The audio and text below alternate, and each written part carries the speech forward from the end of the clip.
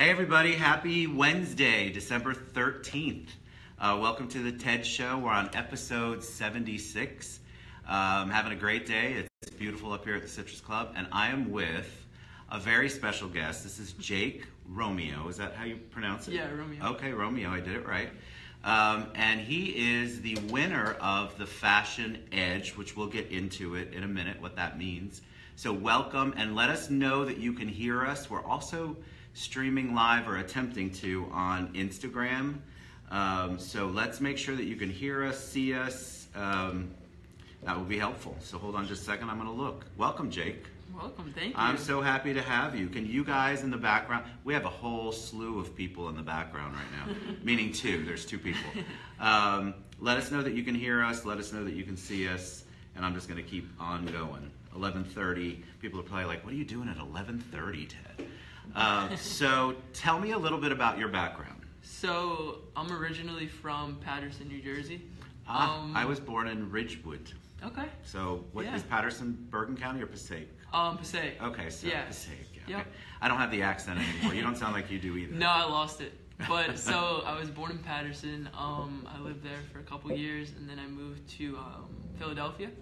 So not actually Philadelphia, but like 30 minutes outside the city. It's just easier to say Philadelphia. And then, which is kind of like South Jersey. Exactly. Great food though. Definitely. Philadelphians don't like hearing that, but no. But yeah, so then I moved here about 6 years ago to Oviedo, Florida, and that's currently where I live. Awesome.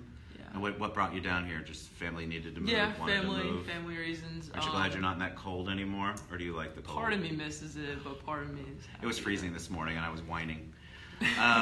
So when did you decide, or when did you realize that you wanted to be in fashion? And we'll talk about Love is Rage, and we'll talk about the Fashion Edge. Okay. But give us an idea of how that started, because everybody in there, because he's young and he's an entrepreneur, and we'll talk about that too. How did you know, or when did you decide, hey, this is for me? So when I was like 17 is when I started my brand. What really put me like in that field and interested me in being a designer was like just kind of like the culture and I guess just like designing in general. So like I really did like clothing, and it came to a point that I kind of wanted to just make something of my own in that industry.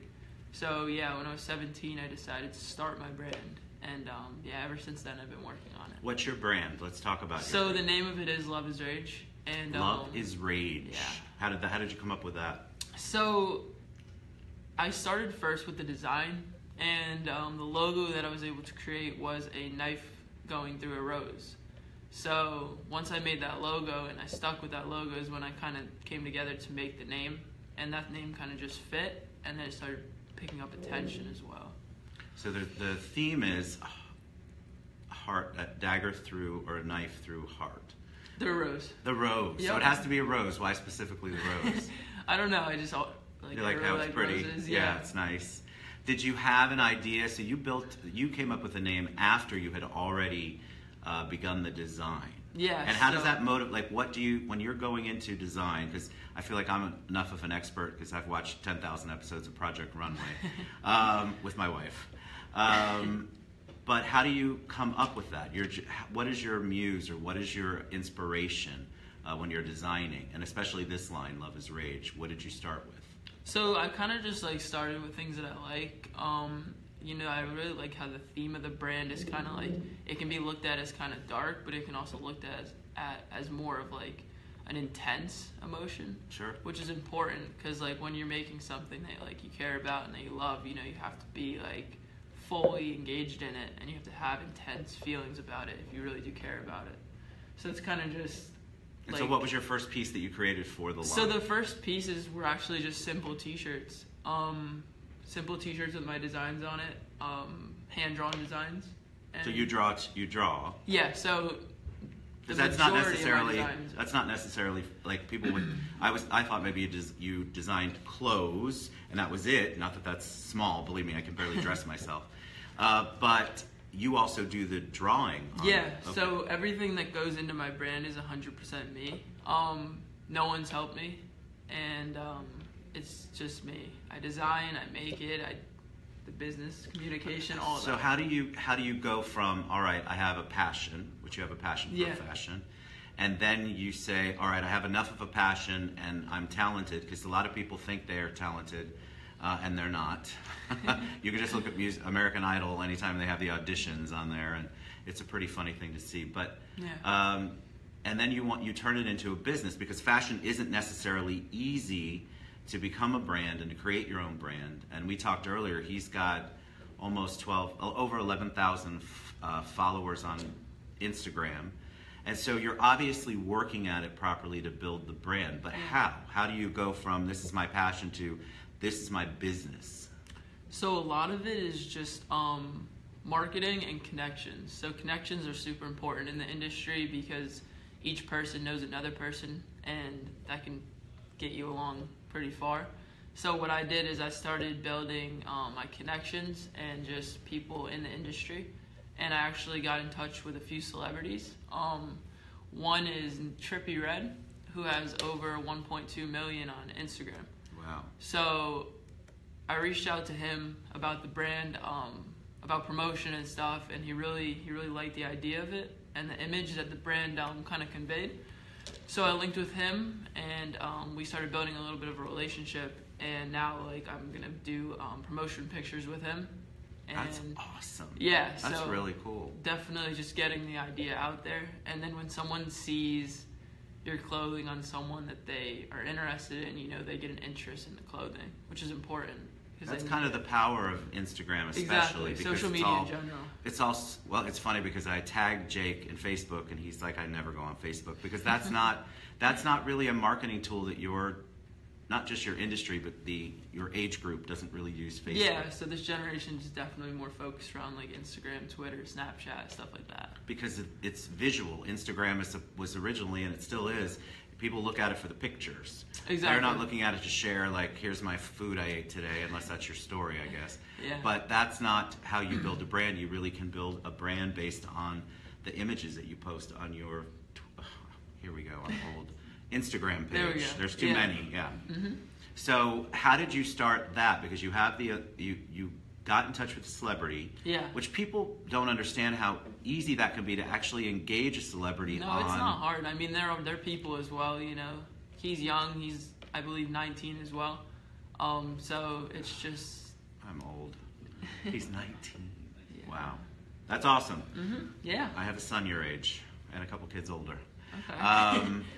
But you're right. So what happens is, like, even on Twitter and Instagram, you can actually reach out to, I don't think people realize how accessible celebrities and when we say celebrities, they can be a lot of us don't understand that are older. You can be a celebrity on Instagram and nobody on the planet, as far as TV or reality TV, would know who you are. Yeah. Instagram has created its own breed or own group of celebrities. So there can be just Instagram celebrities that you can walk past on the street and you'll never even know. I just think that's so amazing. But that allows somebody like you, who's creative, that has a passion, to get out there and promote in a way that before Instagram and Facebook, we didn't have those options. You had to figure out how to get on TV. That was really all you could do. You certainly wouldn't promote your art, your passion on radio, because it's visual. So Instagram is a great way for anybody really who's visual, but the youth, you all really know how to capitalize. Definitely, yeah. I think this generation as a whole is just very creative, and I feel like a lot of the time they're kind of by society limited to how creative they can be. That's a great point. So it's important to kind of just like get out there and like do what you love, no matter what someone says. And I love that, because I think, and I also believe that your age group really doesn't take failure, like there's really no room for failure, because you're not afraid to fail. Exactly, yeah. And you just, in my age group, we had these parameters that were set, and there were only certain ways that you could go. You went to high school, graduated college, hopefully, or maybe you went into a trade, and you didn't have all of these things where you could actually follow your dream, which is what you're doing. And at such a young age, I had on a girl, Riley Honahan, who wrote a song about bullying, 15, and her promotion is all over the place. She's on iTunes. But that's your age group. Yeah. It's amazing what you all can accomplish, and It you're really very is. supportive of each other on of course. Instagram. Yeah. and the other social media. So Definitely. when you hooked up with, it's not Red Rose. Trippy Red. Thank you, Trippy Red. I'm sorry. Yeah. My kids are gonna laugh at me later. Trippy Red. Yep. How does that work as far as the collaboration? So he's a celebrity. He's got how many million? 1.4. That's amazing. So yeah. remember, guys who are listening that are my age or a little younger, like 28. There are. I got Rob to laugh. Mm-hmm. They're actually reaching 1.2 million people just on that social media platform. Yep. And that's what you're trying to do, and that's such a great way to reach people, because there are ways to advertise, that's old-fashioned language, promote what you're doing there. So what's the next step with Love is Rage? Where are you at with it as far as the company goes? So really right now is a good time for the company. I'm just going to continuously work on new releases and new collections. I have like what's coming up as well as like events too, or right. So like yes, please, all about what your plan is and what's going on. Fen Social in Atlanta is coming up. That will be January 20th. So that's where I'm going to, I guess you could say, like release a 6-piece collection, and that's going to be focused on primarily like outerwear, and because of the weather and the time of year. So that's going to be like an outerwear collection with like a streetwear urban vibe to it. So men and women? Yeah. Okay, so the it's brand's both. definitely both. Okay. Like the clothing kind of, I like to create something that can be worn equally. Like the clothing's kind of, the majority of it is unisex. So either men or women can wear the same piece of clothing and both can rock it. That's awesome. Yeah. Oh, I like it. Rock it. Yeah. I probably can't fit into it, but I think it's going to be beautiful and amazing. And how do you prepare for a show like that? How do you... It's really just, you just take the steps, you go in order. I like to start with the kind of just sit down and just think, and then I'll think and then turn my thoughts into a design, and then that's when I'll actually start production after I just make the design. So I'll start production on the pieces, I'll start promotion on Instagram, Snapchat, whatever, and I'll build up a lot of hype for it, and then the hype will lead to eventually sales because they build up. And how does that work? Because I think, again, we have a lot of people on here who would probably love to utilize social media to promote and sell. So when you promote, are you driving them to a website? Yeah, so they're going to my website. Okay, so the ultimate goal is to create the fever about it, and then drive them to the website where they can purchase anything that you have. Exactly. Okay. Yeah. And well, what's the name of the website? So See, the we got an assistant associate director here in the back, producer. So the website is www.loveisrage.org. Okay, so loveisrage.org, and we will post that at the end. Yep. So that is the website. And that's both available on mobile, desktop, whichever. That's awesome. Yep. So is your plan to ultimately get into more of a, I don't know, like I can't see your brand being in JCPenney. No, definitely but, not. So what's your target market? And is there even a need for that anymore, because everything's so online and there are so many options? Yeah, so I've gotten 2 retail offers from wow, that's awesome. Yeah, for clothing space in their store, and I actually declined them because I didn't want my brand image to get kind of fabricated around that store's image. So they were skate shops, and that's not my brand, and it's not me. Interesting. I wonder why the skate shops. Yeah. So, yeah, me too. But you never know, right? Yeah. So how did they find you? It's all just through. I just got an email. Again, so you're promoting, and so people get to see you and see what you do, and they visualize it, and they go, okay, that would fit in my business. This is another thing that happens with Instagram. Exactly.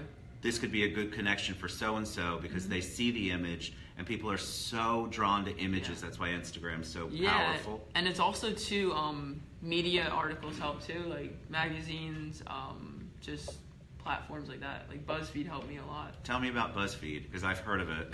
So I got reached out by a woman named Sherry Starr on BuzzFeed a couple weeks ago, and she did a phone interview with me. And she actually posted it on BuzzFeed, which is like a blogging website and like news, and it's kind of everything combined. And the BuzzFeed article itself got me a lot of attention. So after the article post, I was getting like 500 followers a day. Wow. And yeah. And then website traffic picked up. So just in that week, I had 20,000 views to the website. Wow. Yes, oh, I know, I've got you. Oh, yeah, I love it, I love it. Yeah. So, talk about that a little bit, because that's fascinating. There's the young audience that's on here, but there's also people who think that they can utilize Instagram and the media for that. So how did you make that connection? Had she seen your work? Or did so she actually told me that she saw my work on Instagram. See, and the power in that. And so then she invites you to be part of an article. Yeah, which, so she did. Believe it or not, people still read.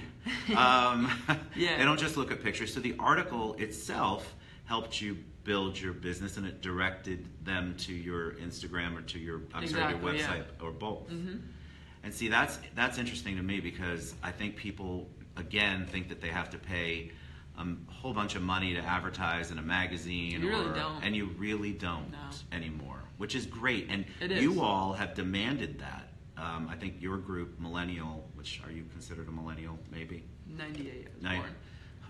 All right. 98, that's when my son was born. So your age group demands that things are more collaborative. More like you have all of these sharing business office spaces popping up. You have the collaborations that you're doing with Trippy Red. Yeah. Oh my God, I got it. Wow. Go. I had to think about it. That would not have been possible before, but your age group demands that there's collaboration. Definitely. It's important. I mean, celebrity connections is one of the best things you can do starting out, because it's just their platforms are ridiculously big. All right, so talk about the Fashion Edge. Okay, so... And tell us what EDGE stands for. I'm going to put you on the spot.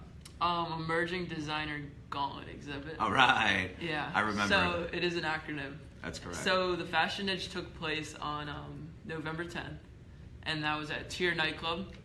And the Fashion Edge is kind of like a yearly event. There's one in fall, one in spring, just like normal Fashion Weeks work. And it's a designer competition, which is, it's really fun because the audience gets to engage a little bit and their voices get to get heard. And essentially they get to pick the winner of the event. So this Fashion Edge, I had a 15-piece streetwear urban collection. It featured denim, canvas shoes, hooded sweatshirts, t-shirts, everything, a little bit of everything, all created by me and designed by me. And the Edge went really well for me. The audience response was ridiculously good. And were you up against a lot of people? I want to say I was against either 5 or 6 other designers. That's still a lot. That's a lot of... Definitely. And I was the youngest. And you're the youngest, but again, I think that has to do with the spirit. Did you always have a spirit of entrepreneurship? Did you grow up in a family where there was entrepreneurship? No, my dad was a cop. Wow. So definitely took my own path. Yeah, you did. Yeah. And that's awesome. How do you attribute it to anybody else? Like, is your family entrepreneurial, or everybody's? And that's what happens sometimes. I mean, you never know. You could be born with that spirit, and thankfully, you're able to get out and do something with it instead of having to conform to... Yeah, just sit on it and never let it... Yeah, and I think a lot of people do that. I've talked to a bunch of people on the show, and they have a passion, but they've never really expressed it, or they've never felt like they could get out and do it. But they're in that older... Again, we're to the older age group, 35-ish and up.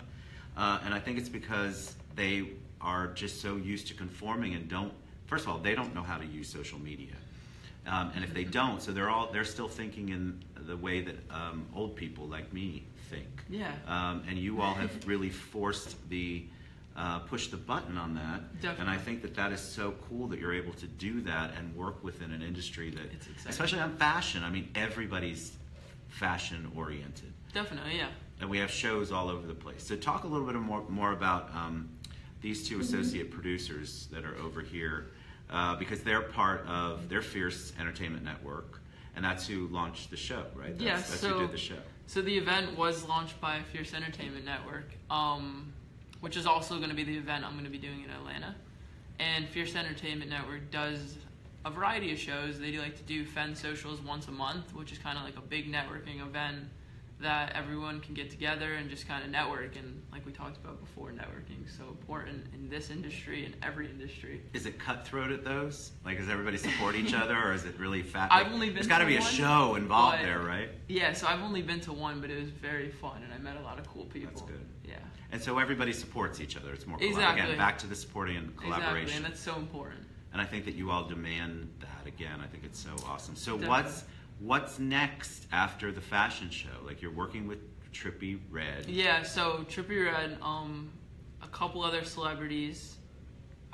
When you're coordinating with them, is the point to eventually get all of, and I think you talked about this with Trippie Redd. I'm going to keep saying that so I get it. Is the point to get them to expose your product, your fashion, to not only their followers, and among their followers there's going to be other celebrities too, right? Yeah, and like the thing is with them, like their incentive isn't just like to help me, it's more so that they just love the clothing and just want to just push it out there, you know? So, which is important. What's the age group that you target? Me personally, I do 16 to 24. I think that's... I'm a couple of years off from that. Yeah, I mean definitely anyone. Anyone can wear it, you know, there's no limit at all. It's just being that's how old I am and just the type of people that I'm around constantly. That's kind of what I like to target. What's the message to people? Because there's got to be a message. Everybody who's got a passion or is in fashion, you shared some of that with the heart and the knife, dagger. So the message behind the brand is honestly like, it's not saying that love is bad at all. It's kind of just saying that love is intense, rage is intense, and just how the two emotions are pretty similar to one another if you really think about it. So it's pretty much the message. But people want to know, like, they love the psychology behind it. And Yeah. I love that you just have the matter of fact, like, this is it. This is how I feel, this is it. Because you're inspired by your work and the design, and also it must be an amazing feeling to see people. Have you done was the fashion show at the Fashion Edge? People wore the clothes? Yeah, so they did. That's amazing. Yeah, so they wore it on the runway. And we didn't say that, but you won the Edge. Yeah, so I Yes, actually you did won. win the Edge. I did win Fashion Edge. That's just, I mean, I think that's so amazing. So you had models wearing your clothes. Yep. Had that happened before? Had you? That was my first show. Wow. I've worked with a couple big models before for promotional pictures and stuff, with follower ranges from 80,000 to 200,000. And So- were you as nervous as the shows look, like behind the scenes? Is everything crazy? Or It kind of all just happened so fast that you didn't have time to be nervous, to be honest. Like, everything was all, like, you know, I had to get them in the clothing. Sounds like the organizers were super organized. That's awesome. So what is in the future 5 years from now? Are you going to just build, your plan is to build Love is Rage into a national, international? I definitely want to keep working with the brand. I want to do more and more shows. I want to do another Orlando show. I want to do a show in New York. I want to do Toronto. So I definitely have high hopes to get into all of those fashion weeks and just to keep doing them and just building the brand. What's your dream as far as a fashion week, other than the one you just The did? one that I want to get in the most is Paris. Paris. Yeah. I only know about that because my wife makes me watch the Kardashians. Definitely Paris is a big one. And why there? It just has such a good reputation, and just some of the biggest brands in the world go there. So to be invited, because you have to be invited to show at a show like that. You have to be invited. Yep. You just can't walk in with your No, wares and do anything. not at with all. them. So what kind of stuff from a business perspective, and we'll try to wrap it up, what kind of advice can you give? Because at 19, I think at 19 I was definitely not as mature or put together or had an idea of what I wanted to do with my life. Yeah. At all. Like, I'm not sure what I want to do at 41.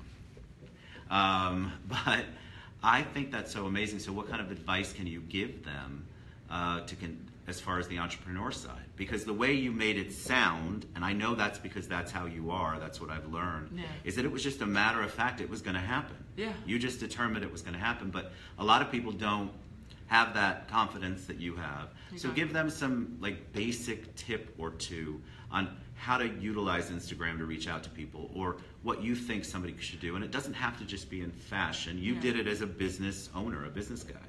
And you're running your brand, but it's your business. Yeah. So that can relate to businesses across the spectrum. Yeah, so I mean, honestly, one of the biggest things that I would advise is just the point that controversy sells. and that's in every single industry. And by controversy, I mean just doing something that's outside of the norm. So for me, my controversy was starting at 17 and having the odds against me because of my age and experience and all that.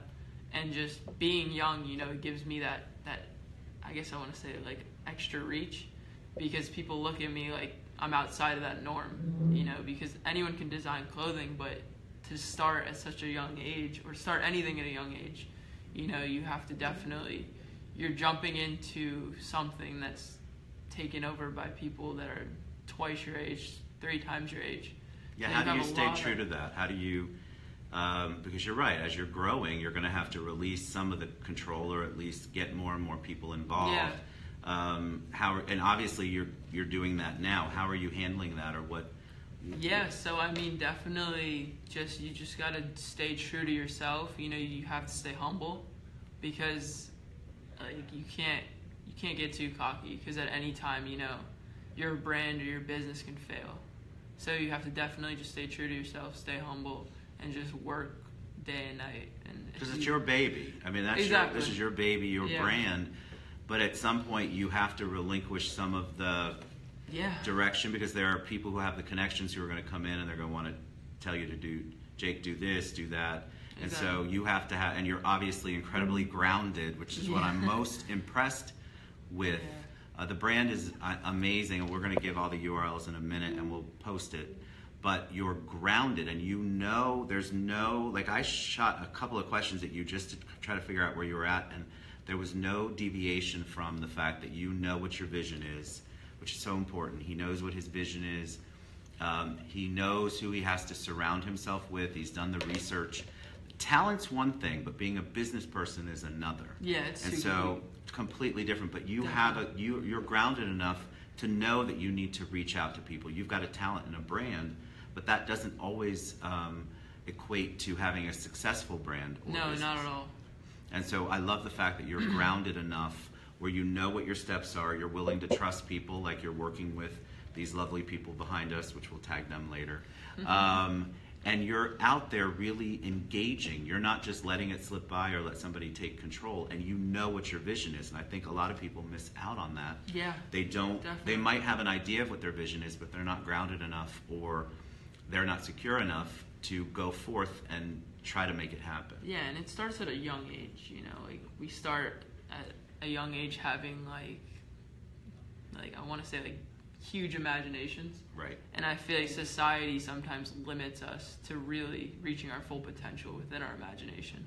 Because like you can really think about anything and create anything if you just like put in the time and effort. But I feel like, you know, because of like age or whatever, or like what we're perceived, like the stereotype of what we're supposed to be doing at our age. Like right now, you would say like I'm 19, you know, I should be partying, going to college, stuff like that. I allegedly did that. But like, you know, so those stereotypes are set forth at such a young age. You know, you have to work a 9 to 5, all that stuff. And I feel like that's what discourages so many people. And you know, you really just have to take your own path with life and really just do what you want to do and not listen to anyone else. That's such great advice. Grounded. I'm 19. That's what I was doing. I was, doing 3-for-1 somewhere at a stupid little bar. Awful. Absolutely awful. So you are a breath of fresh air. What an awesome guy. I'm so excited for what's on the horizon for you. I am too. Thank you so much, and congratulations for winning the Fashion Edge. We're gonna promote that too at the end. And we'll give all of the URLs. We'll give you Jake's contact information, but please reach out to him. Check him out on, not Facebook, but check him out on Instagram like I did, and I think you'll absolutely fall in love with that collection, everything that he's doing. So thank you again for coming on. Thank you to Behind the Scenes for bringing him. We love you guys. We have another show at 1 o'clock with Dan Eckhart, Lawyers, Guns, and Money. I know, right? It's crazy. I'm so blessed to get to do this every day. So thank you guys. We love you, and we'll post everything later. And now you get to see me reach up and hit that finish button. Here we go. Have a good one.